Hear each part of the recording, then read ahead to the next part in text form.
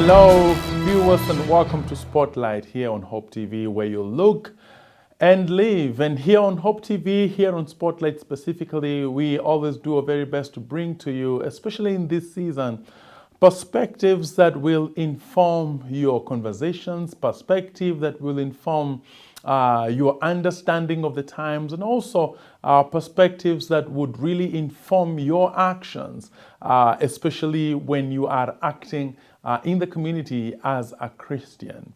And as we talk about the community, we live in a very competitive world. And now, when you talk about competition, you talk about winning because other people are your competitors. And that's the kind of world we live in, where we are conscious of the fact that other people are our competitors. But when you look back to the scriptures, you find that the great foundation of Christian living is love. And sometimes when you pitch love and competition, it seems to be that they cannot sit together in the same basket. And so we want to navigate this narrow path of love and competition by asking ourselves on this commentary, love or competition? Now, some time ago, I watched a finale of the American program at that time that was called The Apprentice. All of us remember that the main person in The Apprentice was Mr. Donald Trump, who has since become the president of the United States of America. Now, the judges were so impressed in this final by two finalists, that's a woman and a man, they could not choose between the two. They were so good. And it was clear even to me as a viewer that the two were excellent, fantastic. But after all the assessment, the man was voted to have won the event. Interestingly, one of the judges asked him whether he would want to share the success with the lady who had done very well and highly impressed the entire bench of judges as well. Now, in response, the winning man said something to the effect that this project is called The Apprentice, not The Apprentices. It's about a singular winner, not two. So I will not share the prize. I also watched an episode of a past season of Kenya's version of American Idol that was at that time dubbed Project Fame. The persons who made it to the next round would dance around in victory right before the eyes of the ones they defeated. I thought such jubilation without an even passing consolation, a handshake to the losers was rather insensitive. And you could see from the emotions of those who lost that it was really a lowly moment for them. Now, minding the feelings of their losers, I feel, would not have diluted their triumph. But as some would say, it was a competition, not an emotions nursing home. I also watched a track event in a past Olympic event, some past Olympic games. Now, one top sprinter who won several gold medals was faulted for not showing respect for his opponents.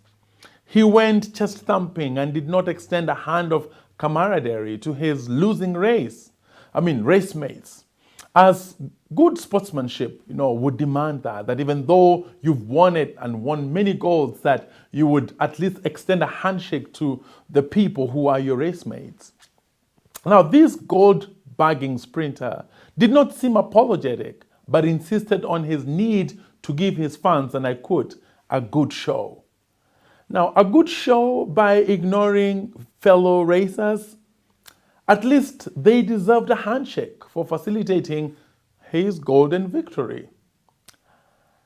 Now, in a subsequent press interview, this same great sprinter said something to the effect that he was simply exhibiting his personality, a competitive personality indeed.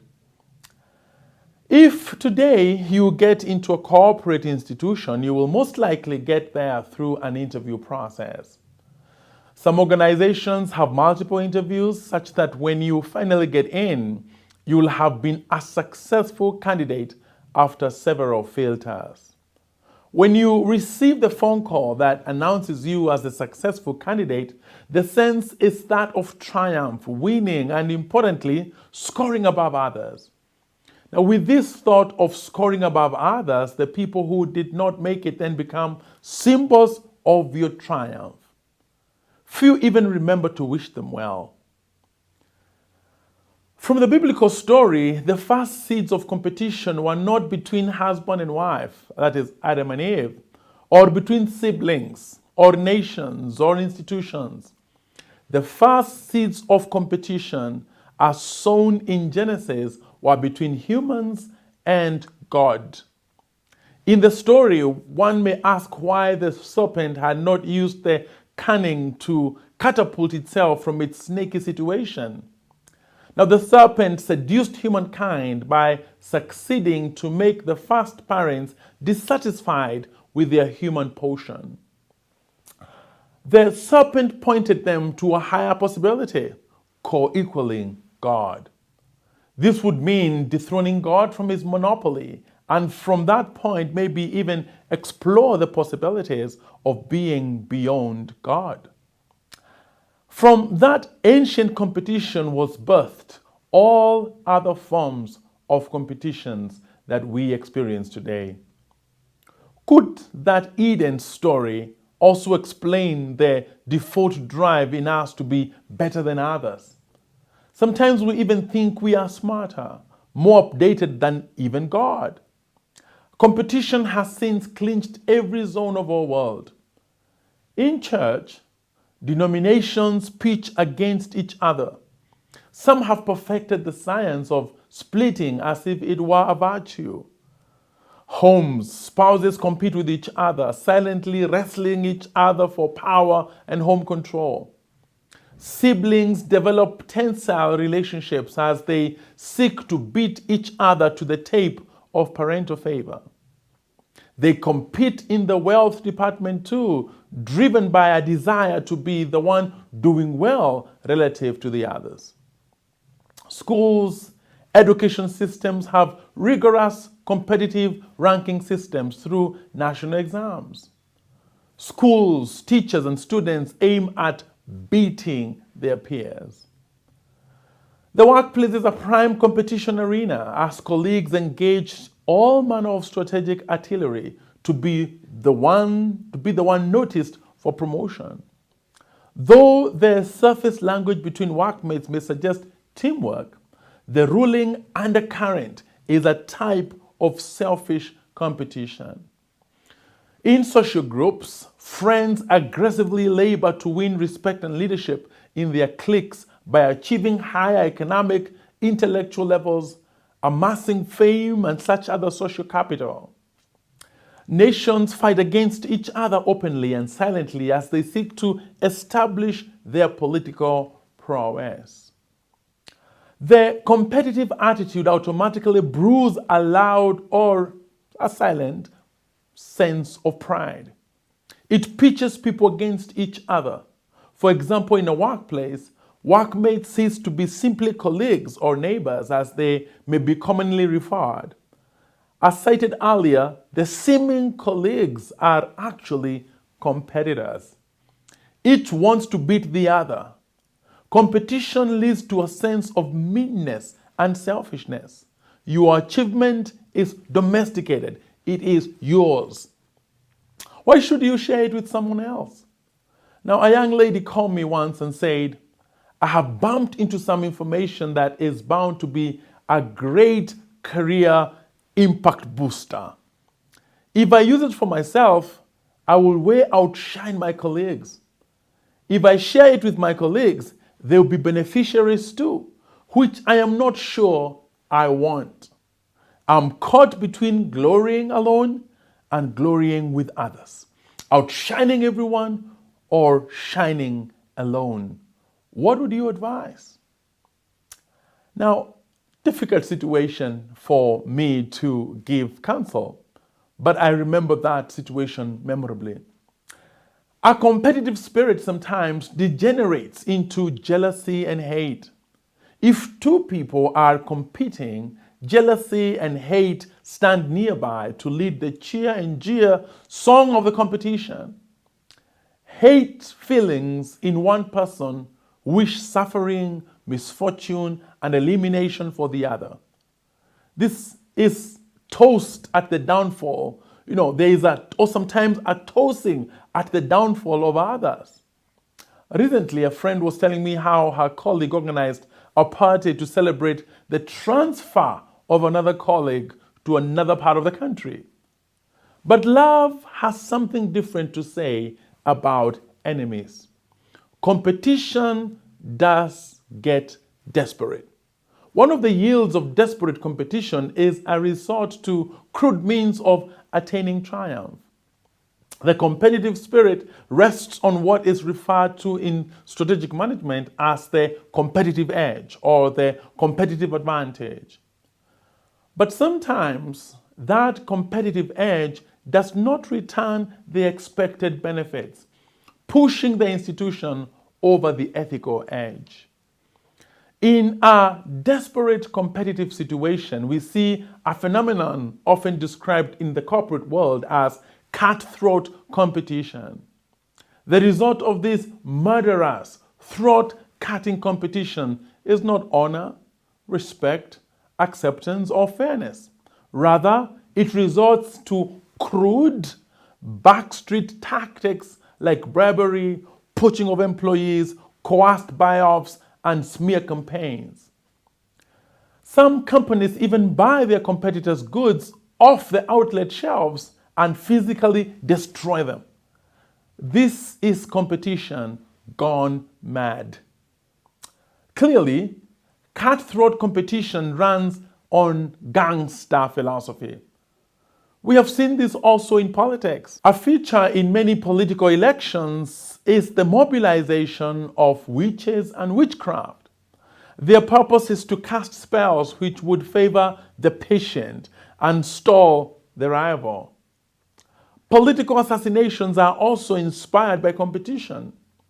The raw competitive spirit aims not at supporting the other, but at outdoing the other. En route to Jerusalem, Jesus rebuked his disciples who proposed that fire be summoned to consume some uncooperative Samaritans. He seems to say, Jesus, I can call fire from heaven if I need to, but that is not the way to relate with those who do not like me. That is in Luke chapter 9 from verse 51 through to 56. Now, the depth of this is that love does not aim at intimidating others by our positions. Love aims at supporting others through our achievements. You may have heard and even used the phrase, competition is healthy. Doubtlessly, competition is healthy and necessary. But we must put a rider on this phrase and say that competition is healthy if it is done in a healthy way and if it produces health. To the extent that competition produces death and annihilation of what is good, it ceases to be healthy. Instead, it becomes a hazard. If peer pressure drives a young girl to steal money from her parents to buy the necessary fitting-in accessories, then the competitiveness is unhealthy. If in a bid to punish the husband, a wife introduces competition by acquiring a boyfriend, the competition is unhealthy, very unhealthy competition. If an organization bribes government officers to manipulate its tax status and boost its profitability, the organization is an unhealthy competitor. I put it to us that competition is healthy if it is done in love and for love. If there was a place where a showdown was truly set up, it was at the cross. Here, Jesus was reduced to powerlessness by Pharisees and Roman soldiers. The Pharisees were displaying their power, their tact, and their wit. Jesus could have responded by unleashing his power and his might also, as did Moses before Pharaoh. But Jesus used another style. Instead of showing off before the Pharisees and jeering their flowfulness, he instead loved them, even to the extent of forgiving their sins. An important question is, does love have a place in a competitive world? Now listen to that question again. Does love have a place in a competitive world? Now, if you look a little closer to this question, you will notice that this is the question which would be asked by people who have competition as their basic premise. From a raw Christian perspective, this question needs rephrasing. Why? Because we believe that God is the creator of the world and that God is love. Love, therefore, is the ruling spirit, the basic premise for the believer. For people with love as their basic premise of reasoning, the more appropriate question would be then, does competition have a place in a loving world? So, does competition have a place in a loving world? The answer is a clear yes. In a loving world, competition is not meant to make others feel small. It is not meant to reduce the other people into symbols of defeat. Rather, it is meant to inspire and challenge others to the faithfulness of bringing the best out of themselves. Paul did not say, outdo each other, as many of us tend to do. What he said was, outdo each other in doing good. In a loving world, competition is not meant to make the winning clique create a losing community to look down upon, dominate, and abuse. No, rather, the winners are ahead, not for the sake of staying ahead, but for the sake of pulling others up to a better way of life. This way, the whole community steadily moves up to newer levels of abundant life. Indeed, the strength of the strong belongs to the weak. Love shoots down negative competition. Negative competition shoots down love. Love gives lenses to see other people as neighbors. Competition gives lenses that depict other people as threats. The more one is saturated with negative competition, somehow they drift away from the neighbor emphasizing God. When the same negative competitiveness finds way in the faith community, cracks develop in the fellowship, and attrition and commotion become defining characteristics of the congregation. Let your life begin from love. And not just any love, but that particular type uniquely found in Christ Jesus. Let everything else be a servant of love. Let love be the fundamental informer of your imagination. Let love be the root that feeds every action. Let love be the fragrance that fills your world. Let everything else be supportive of love. Love is what gives a unique taste to Christian achievement. When you talk about back to the basics, we really mean back to love. Negative competition shoots down love. Love shoots down negative competition. Competition gives lenses that depict other people as threats. Love gives lenses to see other people as neighbors. This has been Spotlight. Thanks for watching.